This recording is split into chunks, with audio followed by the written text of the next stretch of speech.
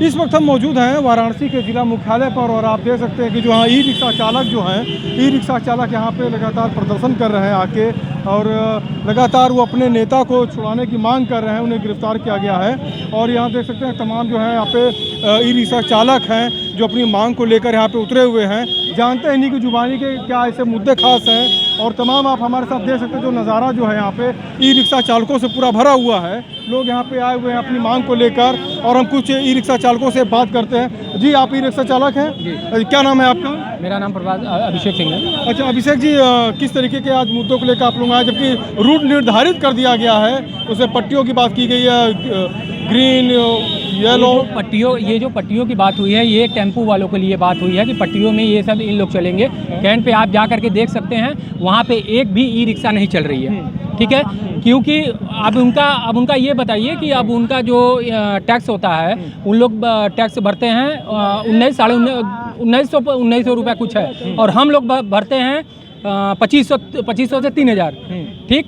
तो ये बताइए कि उनसे ज़्यादा हम लोग भरते हैं टैक्स, तो हम लोगों को चलने का आदेश होना चाहिए कि उन लोगों को भी चलें, हम लोग भी चलें। लेकिन हमारे कहने का मतलब ये है आप लोगों से और हमारे जो भी बड़े बड़े अधिकारी हैं, खास करके हमारे यहाँ के सांसद जी जो हैं, हमारे प्रधानमंत्री मोदी जी और हमारे यहाँ के मुख्यमंत्री जी, उनसे हाथ जोड़ के विनती है और विनम्र निवेदन है पूरे ड्राइवरों के तरफ से कि कृपया करके हम लोगों के ऊपर भी थोड़ा सा ध्यान दिया जाए। देखिए तब यहाँ पे तमाम लोग हमारे साथ मौजूद हैं, कुछ और भी लोगों से हम बात करना चाहेंगे।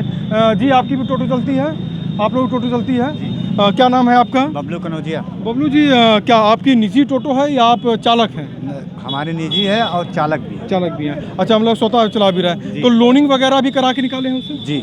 तो क्या अभी लोन वगैरह भर पा रहे हैं कि नहीं भर पा रहे हैं, क्या दिक्कतें आ रही हैं? इस समय तो सर कमाई कुछ है ही नहीं है, किसी तरह से परिवार का जीवन यापन हम लोग कर ले रहे हैं, वही बहुत बड़ी बात है। एक समस्या आ रही थी यातायात को लेकर, जैसे जिस तरीके से शिकायतों लोग पब्लिक जो बाहर के टूरिस्ट भी आ रहे थे वो सब बनारस जाम की बातें की जा रही थी कि बनारस में जाम हो जा रहा। तो उन्होंने कहा जैसे जो अभी आया कि जैसे रूट डाइवर्जन मतलब कि रूट जो उनके एक निर्धारित की जाए, उसमें पट्टियाँ जो हैं उसमें ग्रीन पट्टी येलो पट्टी तमाम जो हैं वो करने के लिए बड़ा जोन उसको कई जोन में बांटने के लिए। तो क्या अब क्या दिक्कतें आ रही हैं?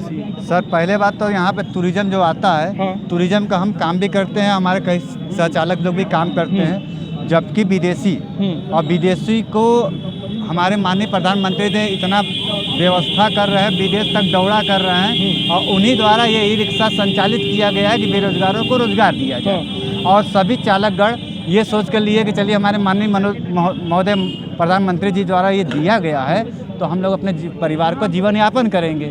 लेकिन अब शोषण हो रहा है हम लोग का प्रशासन द्वारा।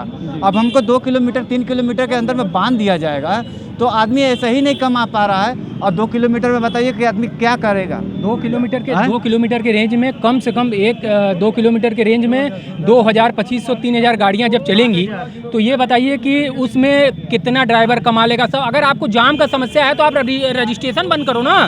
आप रजिस्ट्रेशन बंद नहीं कर रहे हो, रोज पे प्रतिदिन गाड़ियां 10 ठो 15 ठो 25 ठो 30 ठो गाड़ियां रोज निकल रही हैं। तो हमारे बनारस का रोड छोटा सा है, जाहिर सी बात है। समझ रहे आपकी भावनाओं से। मेरे कुछ और भी लोग से बात करते हैं यहाँ पे। जी आप भी टोटो चालक हैं? हम ई रिक्शा चलो चालक हैं। क्या नाम है आपका? मेरा नाम मनीष पटेल है। अच्छा मनीष जी, लोन वगैरह पे लिए हैं कि हार्ड कैश लिए हैं? लोन पे तो कैसे आप सर्वाइव करेंगे? गाड़ी जिस वक्त लिए थे कंपनी से, हमें बताया गया कि आपका सिटी सर्विस गाड़ी है, आप पूरी सिटी भर में भ्रमण कर सकते हो। आज अवस्था जोनवार करके हमें सिटी में टुकड़ों में बांटा जा रहा है, जबकि पूरे शहर की दूरी सिटी की जो है क्षेत्रफल 10 किलोमीटर रेंज में आता है और 10 किलोमीटर में उसको भी जो है करीब 4 से 5 हज़ार गाड़ियाँ हैं। उनका 4 से 5 हज़ार गाड़ियों को जो संचालित 2-2 3-3 किलोमीटर कराने के लिए विभाग कह रहा है, जिसको हम लोग अभी यातायात विभाग में कल बैठक की गई थी। हम लोग गए, काफ़ी संख्या हमारी थी, हम लोगों को बुलाया गया विभाग में। ये कहा गया कि जो है आप लोग के लिए व्यवस्था, आप लोग से राय मशवरा लेना है। और वहाँ पे सीधे हम लोगों को फैसला सुना दिया गया कि 10 तारीख को हम ये निर्णय ले रहे हैं, ये आप लोग को लागू किया जा रहा है जोरवार, आप लोग को इसी हिसाब से चलना होगा। जो कागज है जबरदस्ती करा, हमें बुलाया गया था व्यवस्था को जानकारी देने के लिए। एक समस्या और भी बनारस में, बनारस जैसे अगर देखा जाए तो गलियों का शहर है, घाटों का शहर कहा जाता है बनारस। देवोगदेव महादेव की नगरी है, टूरिस्ट बहुत आते हैं, काफ़ी यहाँ पे क्राउड, काफ़ी भीड़ बढ़ी हुई है। तो यहाँ पे एक जो समस्या जो प्रशासन तरफ से ये भी कहना है कि यहाँ पे जो काफ़ी जाम हो रही थी, उस जाम को उससे निजात पाने के लिए उसको रूट डाइवर्ट किया जा रहा है। क्या मानना है आप? सर मेरा मानना है कि शहर के अंदर सबसे पहले अवैध गाड़ियों का आवागमन बंद कर दें। शहर सिटी के जितने बॉर्डर्स हैं, बॉर्डर्स के बाहर की जितनी गाड़ियाँ, ऑटो हो चाहे रिक्शा हो, जो सिटी से बाहर की आके सिटी के अंदर प्रवेश करते हैं, जैसे रामनगर देख लीजिए आप, बाबतपुर टेंगरा मोड़ देख लीजिए और राजा तालाब देख लीजिए, ये गाड़ियाँ सब शहर के अंदर प्रवेश डेली करती हैं। जब इनकी संख्या एक सीमा बना दी जाएगी तो शहर के, आप कल हमें दिखाया गया है पुलिस विभाग, पुलिस लाइन में, कि हमारी संख्या जो है शहर के शहरी जनसंख्या बहुत ज़्यादा नहीं है, मुश्किल से 10 से 12 हज़ार संख्या हमारी आ रही है। ये विभाग द्वारा ही पूरा नोट किया गया है। तो जो शहरी संख्या के टैक्स वगैरह भी से भरते हैं आप लोग? हाँ, टोटल हमारे कितने की गाड़ी आप लोग खरीदते थे? पहली बात की ऑटो रिक्शा पे जो 1950 रुपये का टैक्स है सालाना टैक्स, हमारे ई रिक्शा पे 2450 का टैक्स है, तो ऑटो से ज़्यादा हमारा टैक्स भी है। दूसरी बात, हमारे संचालन के साथ जोन वार की बजाय शहर का जो क्षेत्रफल है वो 10 किलोमीटर का ही आता है। 10 किलोमीटर में जब 10 किलोमीटर मेरे पास जगह ही पर्याप्त है चलने के लिए, तो मुझे और ज़्यादा उतने में टुकड़ा क्यों किया जा रहा है? देखिए, बताते चले अपने दर्शकों को, जो ई रिक्शा है, ई रिक्शा इसलिए यहाँ पे चलाई जा रही थी कि पर्यावरण जो है उससे सुरक्षित रहे और इसके साथ साथ उसमें कोई पॉल्यूशन ना हो। जो आमतौर पर महानगरों में एक शिकायत रहती है, उसके लिए एक वैकल्पिक व्यवस्था जो निकाली गई, काफ़ी जो है बैटरी से चलती है, इसके साथ साथ लाइन बिजली से चार्जिंग की जाती है। जी, शहर के अंदर सिटी ट्रांसपोर्ट सर्विसेज चल रही हैं बसों की। ये शहर को जब विभाग द्वारा ही कहा जाता है कि शहर गलियों का शहर है, तो क्या यह 18/12 की गाड़ियाँ चलाना जरूरी है?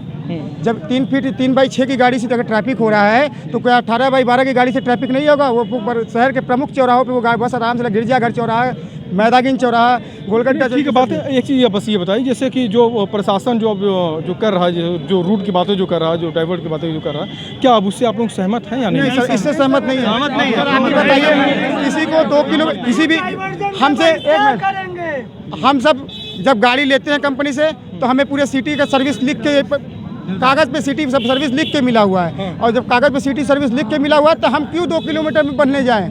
विभाग हमें 2 किलोमीटर बना है, हम नहीं बना। जब टैक्स पूरा दे रहे हैं रोड पे चलने का, तो हम बात है तो जाम ऐसे नहीं खत्म होगा। जाम खत्म होगा, रजिस्ट्रेशन बंद हो जाएगा, जाम ऑटोमेटिक खत्म होने चालू हो जाएगा। रजिस्ट्रेशन क्योंकि गाड़ी सर बढ़ती जा रही है, बढ़ती जा रही है।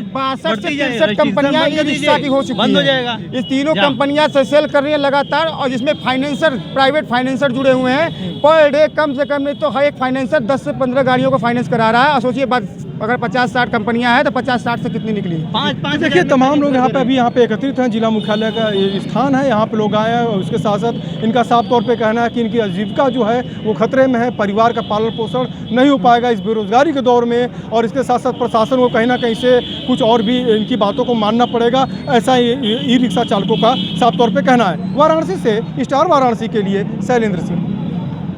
चालक एकता जिंदाबाद।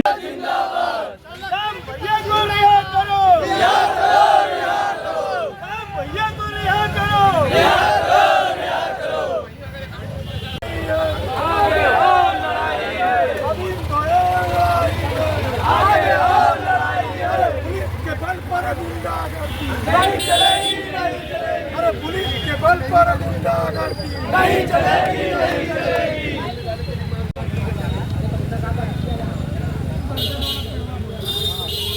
छोटे स्तर से काम होने लगा,